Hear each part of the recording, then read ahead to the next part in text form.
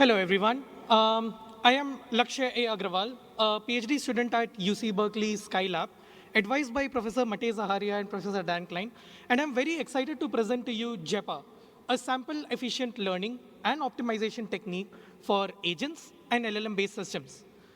How can we teach AI to perform new tasks? The standard way has been to perform weight updates with gradient descent, either during pre-training, supervised fine-tuning, or reinforcement learning.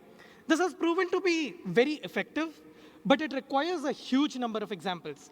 Trillions of tokens for pre-training, tens of thousands of labeled examples for supervised fine-tuning, or hundreds of thousands of rollouts for reinforcement learning in domains like math, coding, etc. However, as we tackle increasingly challenging problems with AI, while GPU flops are getting cheaper, progress is increasingly bottlenecked by sample efficiency. What do we mean by that? Two things. First, while AI performs great in domains with large amounts of data, a common challenge faced in solving real-world problems with AI is that there is low availability of domain-specific knowledge resources, making it hard to train models offline through methods like SFT. Second, rollouts itself can be slow or expensive. If the LLM workflow or the verification process takes a long time, collecting data becomes a huge hurdle, even for online learning. Imagine training an AI that has to wait for a physical, real-world action to complete. No matter how fast your model is, the environment itself becomes the bottleneck. In parallel, we are seeing increasing use of agents for real-world applications. While integrations raise the system capabilities, the integrated tools are often long-running, further exacerbating the sample inefficiency issue. The current dominant paradigm to solve this is reinforcement learning with verified rewards, where a model performs multiple rollouts in parallel, obtaining a reward at the end. Then, an algorithm like GRPO converts these into gradients that are back-propagated to the model. But as we can see, each rollout contains a lot of information. The model's own internal chains of thought, tool calls, environment responses to the tool calls, including any error messages that could provide diagnostic value, and so on. Yet, RL only took a binary score and propagated that via gradient descent. Can we make use of the other information? The key idea is to perform reflective optimization in text space. Instead of only using the binary reward signal, we have an LM look at the traces of all the rollouts, reflect on what worked, and diagnose any failures. For example, in a code generation pipeline, the compiler returns an error that a certain API is unavailable. The model could then reflect on this and immediately learn to use a different API. This reflection uses all intermediate outputs across different agent steps and potentially even other tools such as retrieval. Next, instead of updating only the weights of the model with small deltas, the model could update a prompt. A single natural language change can give a large behavior shift. Imagine changing generate a one-line summary to generate a 10-line summary in a summarization system. A one-word change that significantly alters the model behavior, something that would take thousands of weight updates to get. Combining these two ideas, the model can now learn from as few as one rollout while reflecting and updating its own prompt. With this key insight, we propose the Japa optimizer, which learns from textual feedback in addition to numeric rewards during training, akin to doing reinforcement learning in text space. Japa is a genetic algorithm treating prompts as its gene pool, mutating a prompt from its pool every step. It has a multi-objective selection as its key ingredient, which we will come to next. Here, we compare Japa against GRPO, one of the leading RL with verified rewards method. Japa achieves twice the performance improvement that GRPO gets after 25,000 rollouts in just one round of reflection using as few as 3 data points. Continuing, Japa for a few more iterations doubles that gap. Note that Qwen3-8b is optimizing itself here. There is no external teacher involved. And what does Japa learn? Japa, instead of leveraging model idiosyncrasies like some prior prompt optimizers did, Japa instead generates a complete system specification.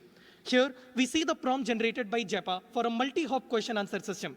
Even with GPT 4.1 Mini, the generated prompt includes a full problem specification, latent requirements, a solution strategy, and output format details. Each new generation of models has better instruction following capabilities, which means precise task specification enables increasingly powerful models to perform better. And that's exactly what Japa discovers. Japa can also optimize proprietary black box models to improve itself. Here, Japa optimizes GPT 4.1 mini, which outperforms even the full GPT 4.1 on live bench math after just a few rounds of reflection. Coming back to sample efficiency, Japa is able to optimize LLMs to write code for novel hardware accelerators with almost no pre-training data available. Starting from just 4.25% with GPT-4o, Japa achieves 7x higher performance at 30.52%. So, how does it work? Japa is a very simple algorithm which receives a training set along with your agent, parameterized by some prompts and an evaluation metric. We split the provided train set into a dev and val sets. It also initializes a score matrix to track the performance of each candidate on each validation item, specifically noting the best candidate on each val item, forming the Pareto frontier. Then, Japa proceeds in iterations. Every iteration, Japa selects a prompt from the Pareto frontier to improve. It runs this prompt on a mini batch of dev examples, noting any intermediate feedback like error messages. Then, it calls an LM to reflect and propose alternatives based on scores and the feedback. Finally, it updates the pool based on how the candidate scored on the val set, updating the Pareto frontier if necessary. But why is the Pareto frontier important to select the prompt to mutate from? As you can see on the left, simple iterative reflection often gets trapped in a local optimum, finding one improvement and then wasting its budget trying to top it. Japa solves this using a Pareto-based candidate selection strategy that balances exploration and exploitation to find much better solutions. Across 4 benchmarks, our Pareto approach consistently beats both TextGrad's select strategy and Microsoft Trace OptoPrime's beam search, even when measured in the same evaluation harness with the same amount of information available. Japa is not the first to explore optimization in text space. So what makes a difference? First, the per instance Pareto pool keeps best per instance, preserving and propagating rare unique insights. We perform global LLM reflection as opposed to doing local backprop, which uses all available diagnostic feedback at every step. And finally, we use an evolutionary tree plus system-aware merge that crosses prompts across modules, improving across generations instead of doing a single generation pass as Mipro did earlier. I will now switch gears to talking about how AI is transforming optimization itself. Japa is a part of a broader wave of optimization techniques that use LLMs as smart proposers. Even when a function is non-differentiable, additional side information can enable an LLM to propose meaningful improvements. For example, when optimizing a CUDA kernel, compiler and profiler output lets a smart proposer reason about what changes would make it faster. A broad class of problems can be expressed as a text optimization problem. Given an evaluator that can provide a score, along with some actionable side information like compiler traces, SLA violations, etc., any such problem can now be optimized using Japa's universal API, optimize anything. The API to use Japa is very simple. Just provide an evaluator function and define the set of problems that need to be solved. And Japa will then handle the rest. Extending Japa beyond prompts, we cast agent architecture search as a text optimization problem. Starting from a simple one-step chain of thought agent, Japa is able to discover a 6-step agent architecture that boosts Gemini 3 Flash's performance from 32% to 89%, an almost 3x jump.